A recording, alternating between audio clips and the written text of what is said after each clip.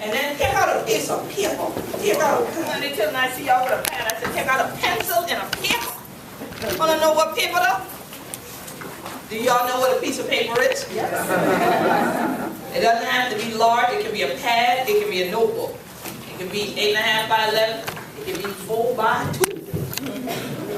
What I want you to write on that paper is your name, your email address, and what you think is needed to prepare for a disaster.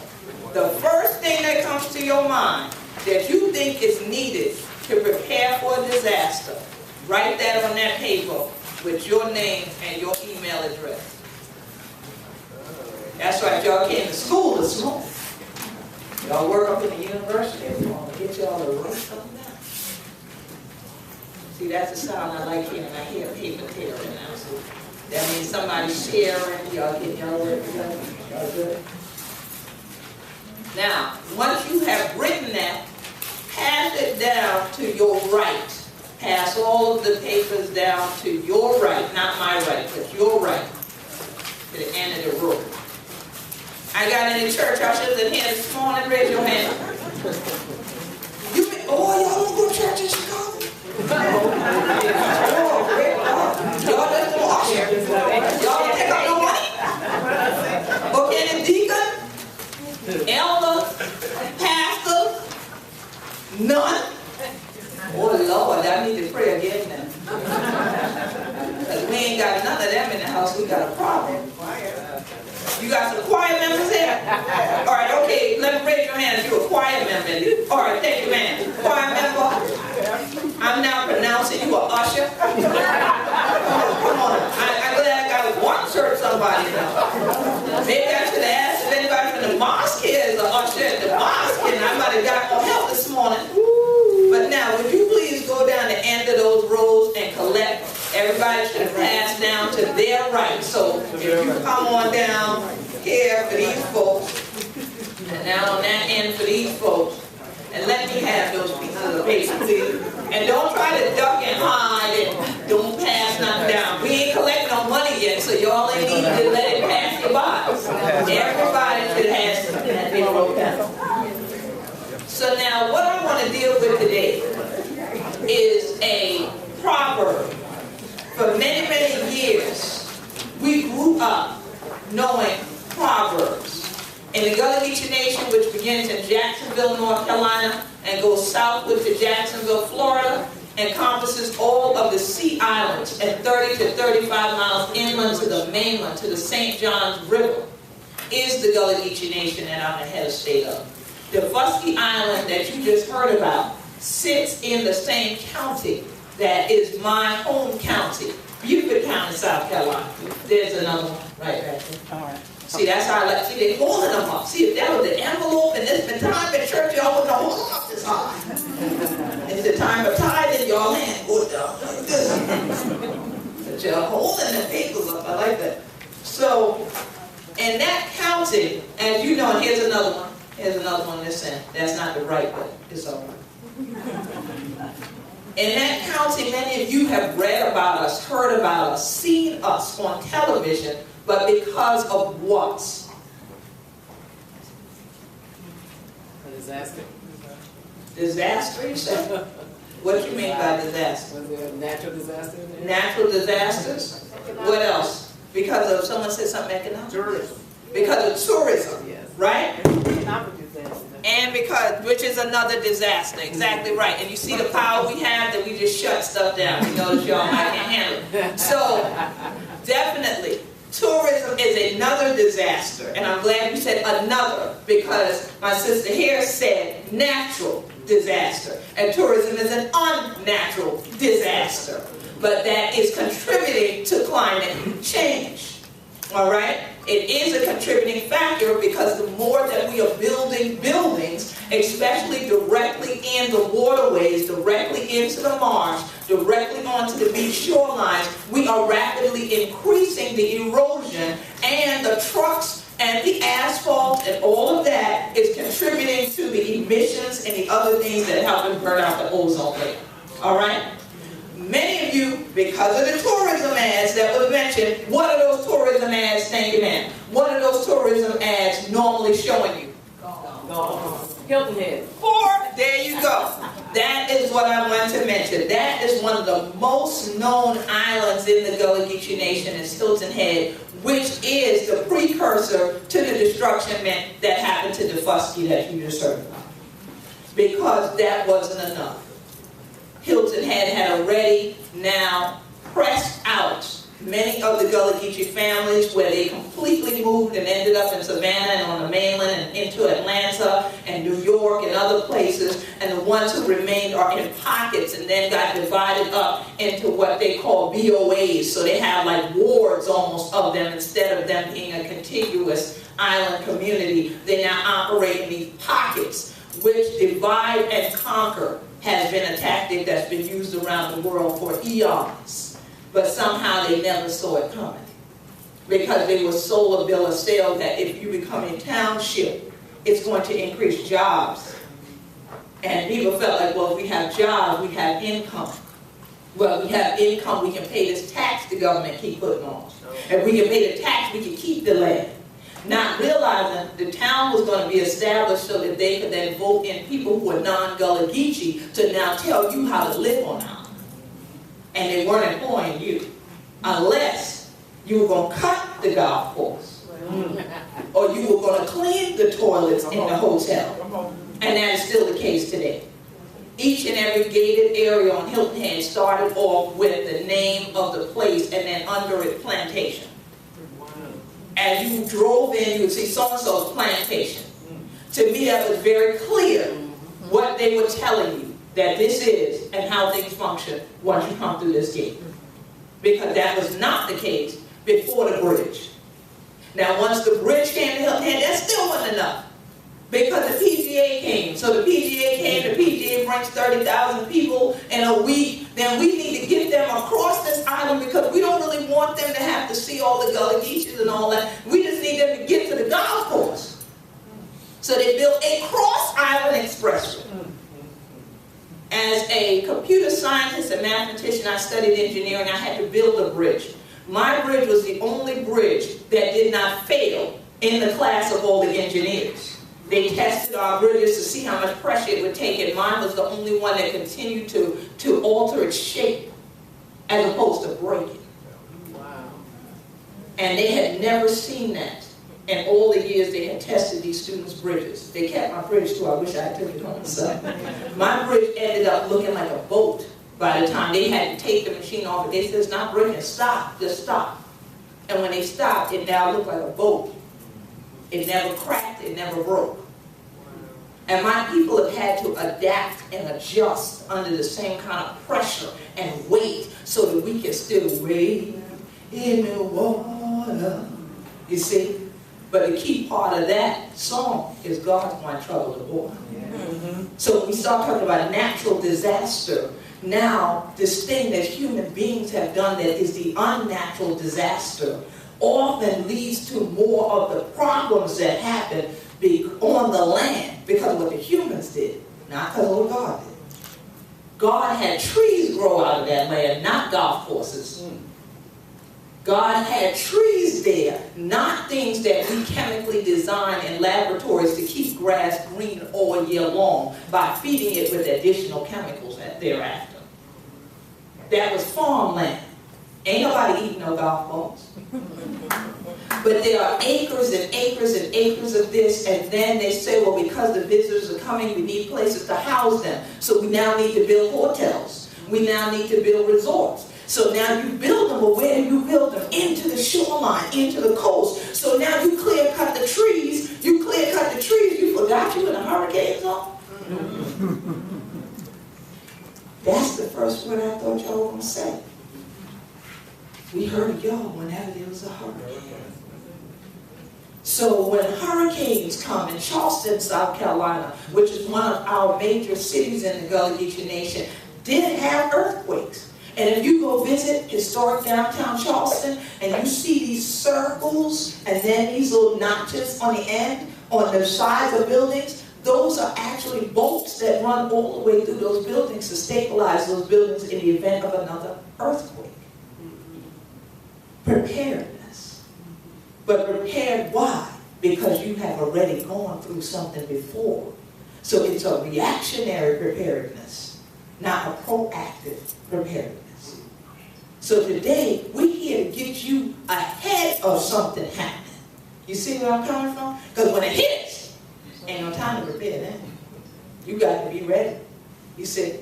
So again, with that building and that bridge, they wanted to test our bridges because they weren't going to use somebody's design that as soon as you add a little bit of pressure to it, it breaks.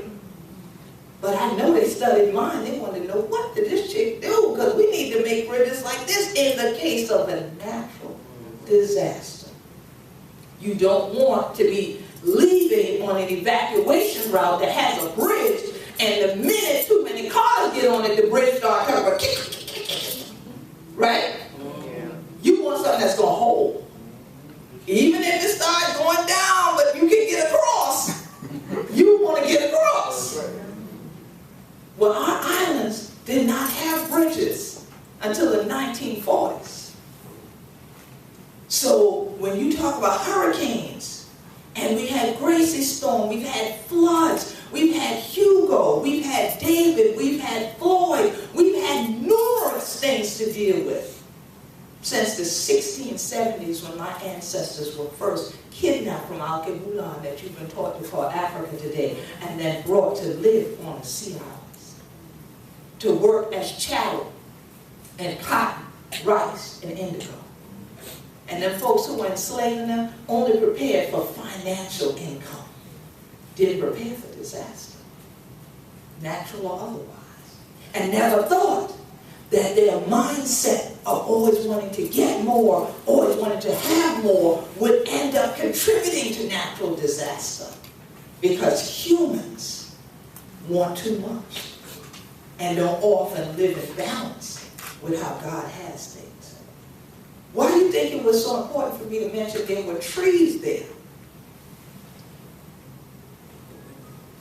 Because why? Trees represent life. Because trees represent life and what else? Natural barrier. And a natural barrier. Exactly. Not only do the trees hold back wind in the case of storms, but also the roots of the trees hold the soil in place. There is something that I almost got the federal lockdown for, called sea oat. Sea oats are like thinner than my finger. They look like wheat or something, but very pretty. Growing along the intercoastal waterway where we live. Look, y'all know what I'm talking about, right? Y'all can Google sea oat later. I call myself taking a picture, that's all. We got to Morris Island. Anybody here saw the movie Glory? Raise your hand. You remember, if you haven't seen it, if you're too young to say, what you talking about? No, I ain't see that. I know Kanye's song Glory, but I ain't see that movie. Go on YouTube. Glory is on there. If y'all ever heard somebody, oh my Lord, Lord, Lord, Lord. If you hear people doing that, that's from that film, but that's a Gullah Geechee song.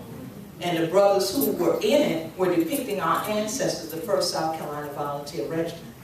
And I bring them up because we are in the series, the cycle of time of commemorations of when Big Shooter started, what I'm going to call the Civil War began 150 years ago.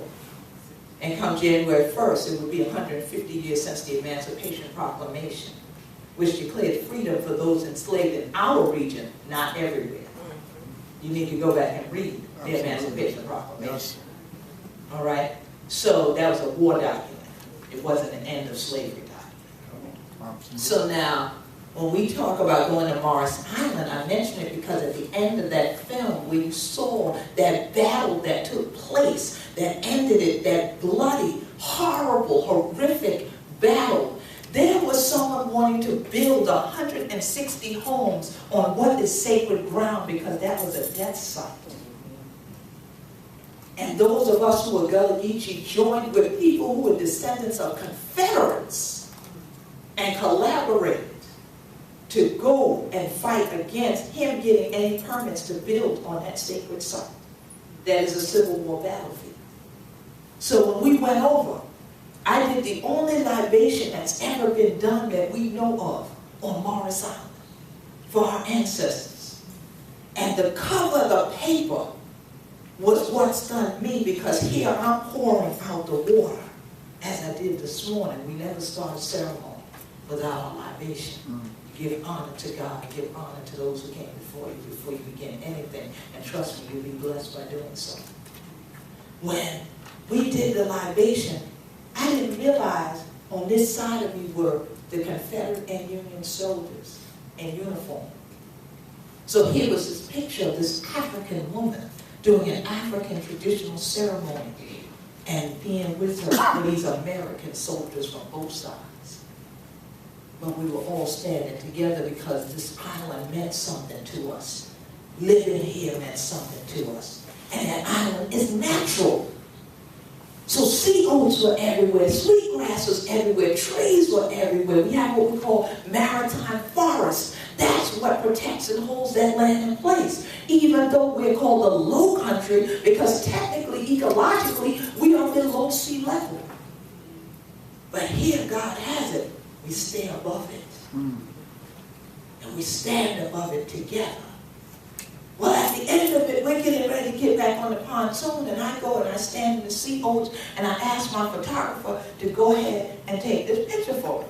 And I stand there and I take the picture. And that picture now is going around the world. Well, the sea oat was like it was talking to me.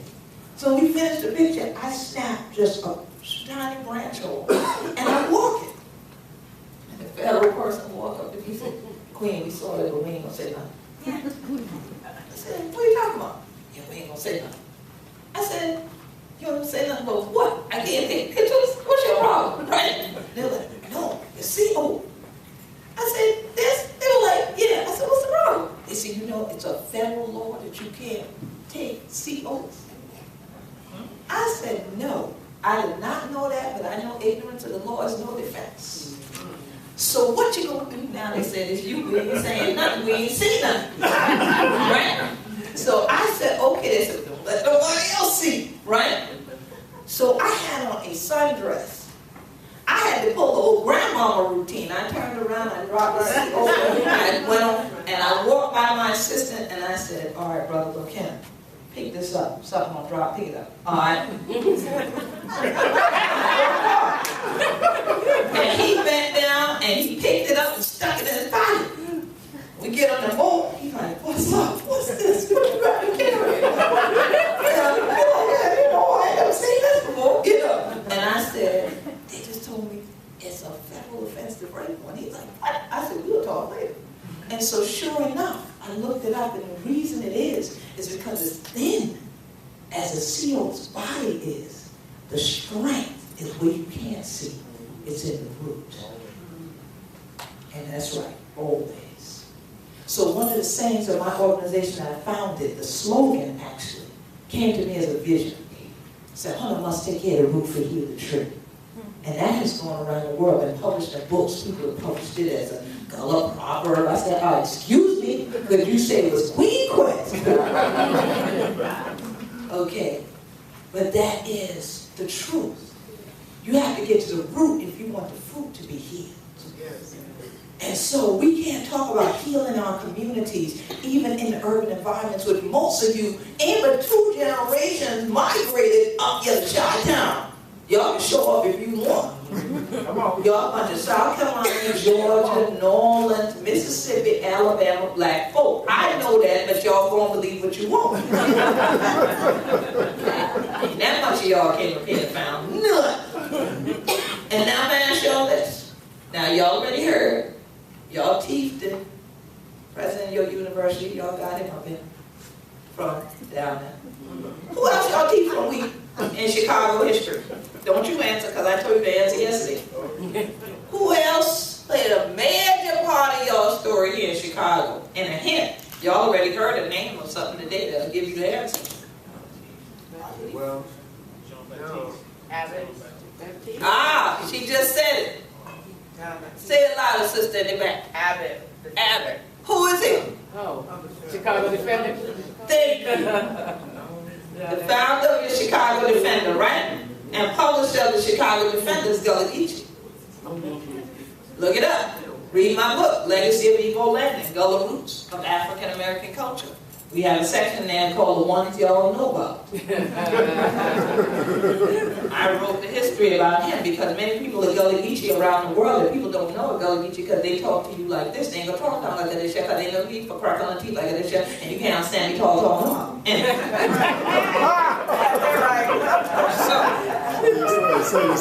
All right. So if we're not speaking the same language, we're not communicating. Right? Right. So it's not going to be very effective for me to stand up here and tell y'all in Gullah what we were to do. I need to break this down like this. But yo, right? Break it down like a shotgun, y'all got me, right? Alright? We good? Alright. Now, we're going to check what y'all say. Oh, she said, oh. You scared? I need to find your paper specifically now that you done say, oh, I know your name. Let's see. Somebody said, look to help where needed. Excellent. All right, I ain't gonna give out your names in case y'all don't want nobody to know you up in here. I want that James Brown. You might don't want nobody to know you up in here. I ain't gonna mention your name, but that's excellent. This, they said they need in preparation for disaster. Look to help where needed. Okay. Somebody else got me a blank. Oh, okay. A plan. All right. What's needed? Excellent. This person said, faith in Jesus. Hallelujah. This person said 3 things. H2, well, they put H2O. 4 things. H2O, which is, y'all know. Okay. Food, shelter, and transportation. I started to tell y'all all to do 3, 4 things, but I said I'll just let y'all do 1, and it took some of y'all long enough to think of 1, so I'm glad I didn't do 3. And then someone else says, need a disaster plan, a disaster supply. All right, so we're going to start off with those. I want to see if anybody was going to come up with this list of things that I came up with. We did 21 different things, but I want y'all to focus on it this way. First of all, when I mention those proverbs, it is because the first proverb that came to my mind when I was asked to do this topic is an ounce of prevention is worth what? A pound of cure. So we're here to, first of all, live our lives in such a way that we prevent contributing to natural disasters. That's why I spent that time explaining some of those basic things to you. And even just throwing trash out your hand is you contributed to natural disaster because you are now harming the environment. It don't hurt to take garbage and put it in a garbage can. I ain't seen no garbage can attack nobody since the Wiz. Alright? So, that's an easy one. So learn a little charm to do that. Don't let them finish drinking something in your house and then put the bottle down and just put the cup down and just leave it where it is. Because they do it everywhere when you let them do it in the house. Let them know up front. I don't care if they're 2 years old. No, come on here, that's empty. Where do empty things go now? If it's a dish, where it goes? In the sink. If I know y'all use paper plate, right? Y'all say it, right? But y'all should just use regular dishes. Wash it. It won't kill you either. Okay, then if not, okay, it goes in the garbage. If you teach them that at home, trust me, they'll do it in the street. All right? Recycle. Or recycle. Everybody doesn't have recycling bins. But if you have a recycling bin, correct, it goes where? In the recycling bin, in the appropriate slot. In the appropriate bin. Plastic and plastic, paper and paper, right? Yes. Okay, so excellent. I'm glad she said that, because we were going to get back to that, but we don't have to now. So now, again, little things that we each can do to make the world a good place. You see the bag you got this morning? Notice what it's made of. Notice how it's made. What y'all supposed to do with that? Keep it and reuse it. Go shopping with it. Put your groceries. Go to the farm. Go to the field. Go help the Fuller Park Community Development Corporation pick some food. Put it in your bag. Right? Recycle and reuse. Now, my focus is prepare in faith. Prepare in faith. Prepare meaning pray, recognize, all right, evaluate, put away resources, and engage. Pray, recognize, evaluate, put away resources, and engage. In is actually instant notice. Disasters don't come because you think they're coming. Instant notice. And faith, focus, assess, investigate, then heed the plan. Focus, assess, investigate, then heed the plan. That person mentioned a plan. Can't heed something you don't have. So we need to talk about what you need to put in your plan. I noticed on the plane coming here, an interesting thing. There's a website called foodinsurance.com. These people are now selling people a backpack filled with 2 weeks worth of food. A lot of it is what they used to give out to military. Rations, packaged in that way. Well, you can prepare your own backpack. There are food dehydration machines now that you can take apples and bananas and other things and you can dehydrate it yourself and package it yourself. How many of y'all know something about canning? And the Gullah Geechee Nation, we call them jarring. Same thing as y'all call canning up north, you know, because we don't put it in cans. We put it in jars. All right? Now, why is that important? Why do you think that would be an important part of a preparation plan when we're talking about food security in the face of a natural disaster? Because they last. And you may not be able to go get food. Unlikely you will be able to go get food. The store ain't staying open, period. All the people in all them gated areas, all the resort people, all those people moved there, they also open stores. They're the first ones to board the windows and leave if they hear the possibility of a storm. Tell the truth now. Come on. First one. Food, you can already have stored away. Water. If you do not catch rainwater, and you can catch rainwater, use rainwater for things that you don't need to cook with. Use rainwater to water your plants and wash your car and other things. Help keep the water supply, keep your water bill down also if you got to pay one. But also keep the supply there. The drinking water is what you need to store up in bottles. If you got a hand pump that you actually still got a deep well, you're blessed. Because guess what? If pollutants get in the aquifer when a natural disaster comes, your city water is shut off. That's right. Turn it right off. And turn it off. So I have a hand pump and we got city water.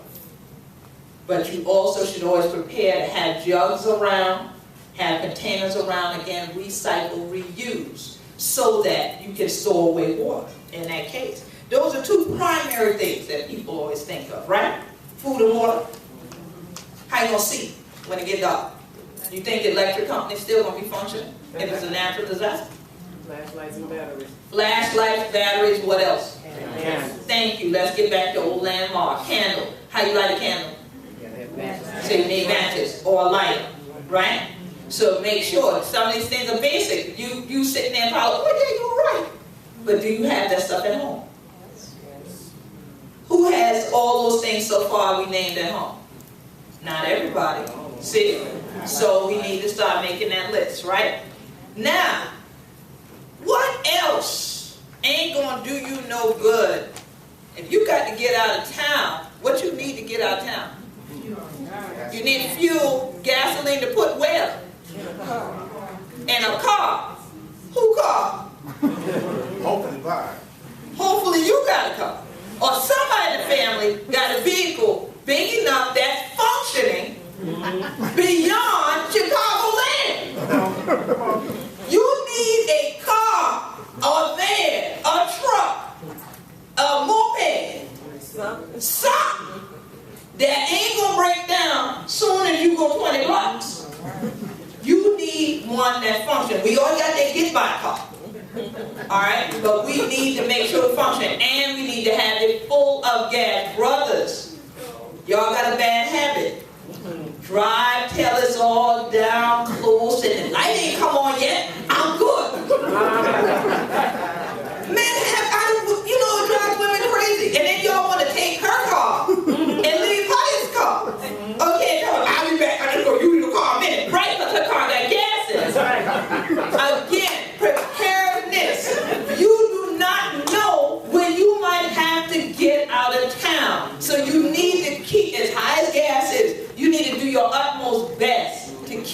car take full all the time. Your generator at the house is also going to need gas.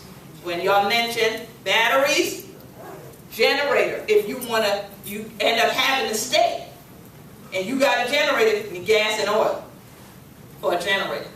If you ain't got a generator, you got a house, think about adding that to your list. Non-perishable food now. So Gullah Geechee, what would that be first on our list? Rice, there you go, that's what I'm talking about. Rice, some beans, the stuff that y'all thought grow in a plastic bag, it don't grow.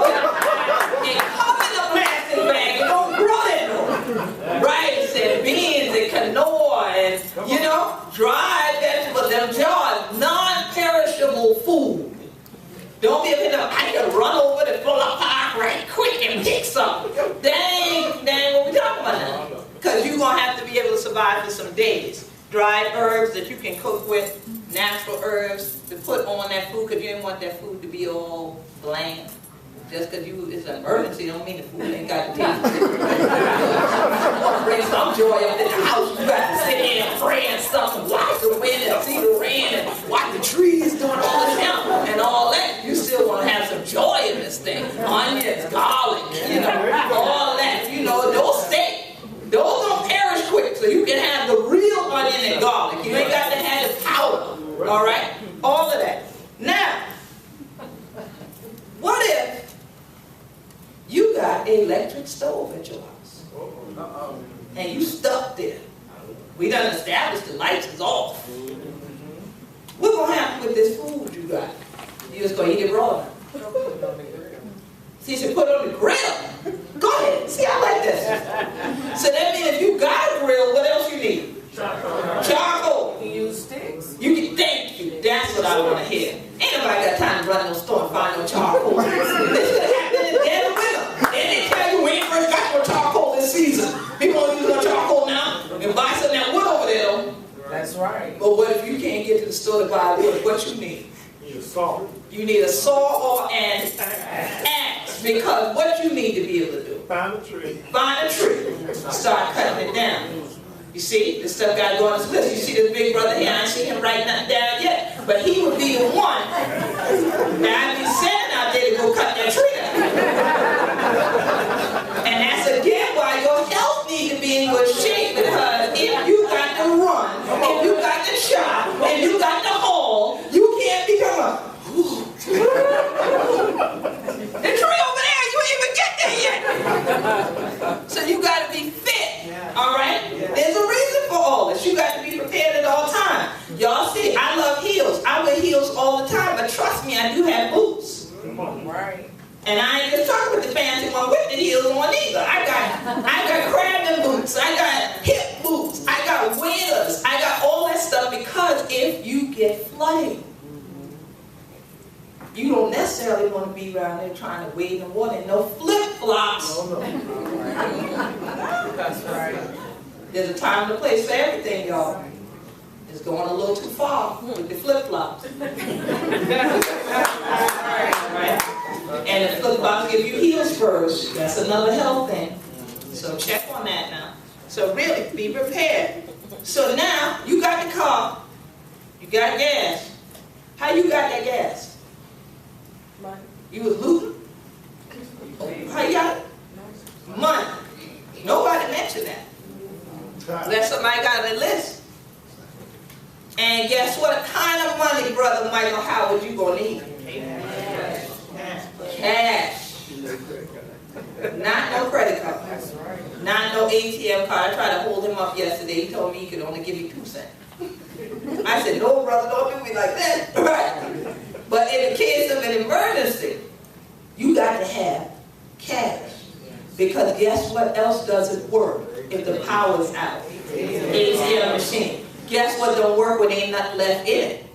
ATM machine. So the electricity can be on. But if all y'all jokers done made a run to that particular ATM machine, and you got what, 9 million people in the Chicagoland area, and at least 1 million of them beat you to the ATM machine, you done. So again, you might not be able to leave town because you can't pay for gas at the gas pump either way if the pump is working, because the gas pumps go out when the electricity go out too. find a station that has a generator, then they're still running, you can't pay. You ain't getting no gas. So at all times, I don't care, again back to that jar, if you get an old mason jar, put some cash in and hide it under a floorboard in the freezer somewhere, this, that, don't look at it, don't remember it, ain't yours to spend, it's for emergency. But you better have some cash someplace. There are change jars and all that stuff, go back to doing that. You'd be surprised how much $100 will be in a change jar when you and your family got to run. Y'all don't know how to roll money so quick. I'm telling you. So I've seen this happen. People have come to the islands and been stuck because they just couldn't get the money out the bank to go anywhere. All right? Cash. A place to go. How many of y'all know anybody outside of Chicago? Raise your hand. All right. How many of you know anybody outside of Illinois? How many of them people you know will let you come stay in their house? See, not everybody is raised their hand. That's the difference. Where would you go? Because what if you could say, I'll go to a hotel. Really? Are you independently wealthy? What if you have to stay in a hotel for a month, 2 months, 3 months, 4 months? Some people have still not returned to New Orleans since Katrina. Do you have relationships with anyone that will now get your back in the case of an emergency? Or are they looking at their phone going, I ain't answering that call. I know why they call it. I saw it's a storm in Illinois. They ain't coming in. All right?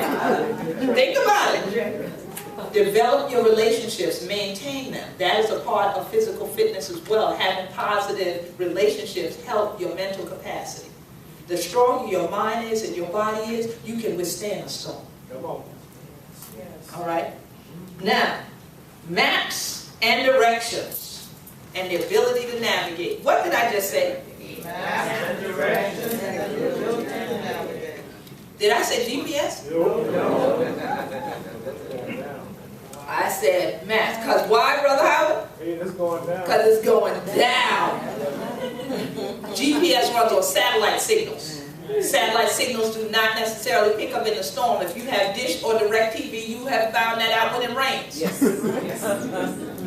Much less if there were an earthquake or a windstorm or a hurricane. You are not going to have satellite access. Again, if your access to people is digital, you won't have your Wi-Fi if you don't have a ground line. You need to have a ground line modem. I'm a computer scientist, always still keep a ground line modem and a ground line phone that does not require electricity to operate. It's hard to find those phones now. But look in the 99-cent store, the Dollar Generals, the Big Lots, those kind of stores, you may find them, or go to thrift shops, find an old phone, an old push-button phone. Or, yeah, if you can find a dial phone, you can find a dial phone. And teach your children how to use it. I found out my son, because going to the museum, he had to ask me, how do you use that phone right there? We were looking at a civil rights exhibit, and they had the phone there, and I said, really? And then I realized he wouldn't know how to use it, because in his life, they were not. We were done with the dial phone. We were at the push-button phone. So I had to show him how to use it. So get one of those that you don't need electricity for, because then you can still dial out to people, and you can plug your computer in if you need to email people somewhere else and say, I'm stuck. Okay? That's another thing. Things we don't think about. Toolkit. Besides the axe and the saw, have an entire toolkit, because you never know what you're going to need out of it. Also, identification and the driver's license. Why do I say that? Because now some places don't accept just your driver's license as identification. And if you ain't even got no driver's license, you ain't the one supposed to be behind the wheel of that car if you just fill with gas. So driver's license, that means we know you should be able to drive and help get us out of town, but also other ID. All right? And boards for your windows. You have homes. You want to make sure you got some boards around that are ready fit. Keep them. If you have a place that you can store it, just store it. But start measuring and have boards so that at least if you got to go and come back, you could have had something block it if you had wind that could break the glass. And battery-operated weather radio, so that you can keep up with what's going on, so you don't travel into the storm, that you travel away from it, so you can keep track of what's happening. And you know, if roads got flooded, closed, bridges broke, any of that. First aid kit, that's just something you should have anyway. First aid kit, you ain't got to buy the kit already made. You can buy pieces as you go, as you get money. A dollar store, buy the Band-Aid. Go to a dollar store, get some alcohol. Go to a dollar store, get some peroxide. Go get some Q-tips. Go get some, you know, stuff to tourniquet people and all that. All right? Flares. Why? Why should you have flares? Right, get somebody to help, because remember the vivid images of Hurricane Katrina. People on rooftops. The day of the anniversary, people were again on rooftops, just in a different area. All right? If they needed help and no one really could hear them, if you set up the flare, the helicopter or a plane or anything up there might notice that and then look and say, oh my God, there's some people right down there. We got to get somebody to help. And they might still have an operating device that can tell them the coordinates of where y'all are and radio some ground people that can make that way too. All right? So these are some basic things, again, that I just say you prepare in faith. When Brother Howard asked me about doing this topic, he said, because I know y'all have lived through a lot of storms, and I said, you know one thing? We always survive because of our faith. Pray is the first thing we do. That's the very first thing we do. We pray and we stay most of the time. And I've lived through several hurricanes and other storms. So I'm a living witness to what I'm telling you. But not everybody has the mental wherewithal or spiritual wherewithal to be staying in a place. But if you plan on getting out, you've got a plan to get out.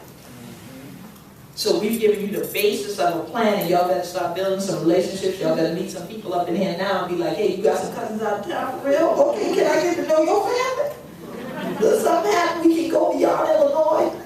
All right? So be in place and be ready. Because of where y'all are, y'all need to make sure y'all have passports, because you might need to go to Canada. That might be your closest route. You and your children and grandchildren, make sure you have that. But definitely keep in mind, pray, recognize, evaluate, put away resources, engage, and an instance notice, focus. That's the first thing, not panic. Y'all ain't heard me mention panicking. Nowhere in this plan. Focus, then assess, because it might not be a major disaster. It could be something that just comes up in your life at that moment that is not good. Focus, assess it, then investigate. Investigate what's going on for real, before you start doing other stuff. Then heed the plan. And I'm just going to leave you with thinking about the words, because this is what we're working on all day. And September is National Preparedness Month, if y'all didn't know that. September is actually National Preparedness Month, so we're in place for this.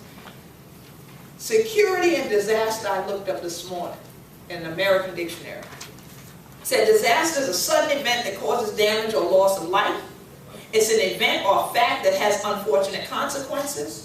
It can also be informally a person, an act, or a thing that's a failure. But look at what security is. The state of being free from danger or threat. The state of it, all right? The state of feeling safe, stable, and free from fear or anxiety. And most of all, a procedure taken to ensure such. So what I've done today is give you some procedures that have helped me and my people to ensure our security. We grow our own food. We harvest our own food. We jar that food and we cure that food. If y'all eat meat, you cure your meat so that your meat can still sustain itself without a refrigerator or anything. So that this way you have something if the time comes. Folks come to us all the time, let me get a jar. I say, I keep giving you jars, why I don't have something? It's a scripture in the Bible, a parable in the Bible of the women with the oil lamps. One set had their lamps trimmed, the other set did not. Now when the crisis came, the ones who didn't do anything to prepare wanted the other ones to share their oil, and they said, we cannot. Now some of y'all said, they're hard-hearted. No, they're not. It is your duty to prepare and not just react. So I thank y'all for having this conference so that we all can come together and prepare. Because if I hadn't been asked to do this topic, I have all these things in my head because of what I've lived, but I would have never thought to write it down and share with others. But now I will, and I'll post it even on the internet for others who couldn't make it today. And if any of y'all, because I want all of us to be prepared and not be in a position where we're stuck. I don't ever want to again have to keep praying that my people make it out all right, like I did when Hurricane Katrina and other things happened, that I could only watch them from a distance. I want y'all to be ready, you see. So definitely take to heart and then take heed of all we said, and definitely prepare in faith. And as I always say again, one must take care of the root to heal the tree. So if the fruit in your rod after this year, it ain't because of me. All right? And so,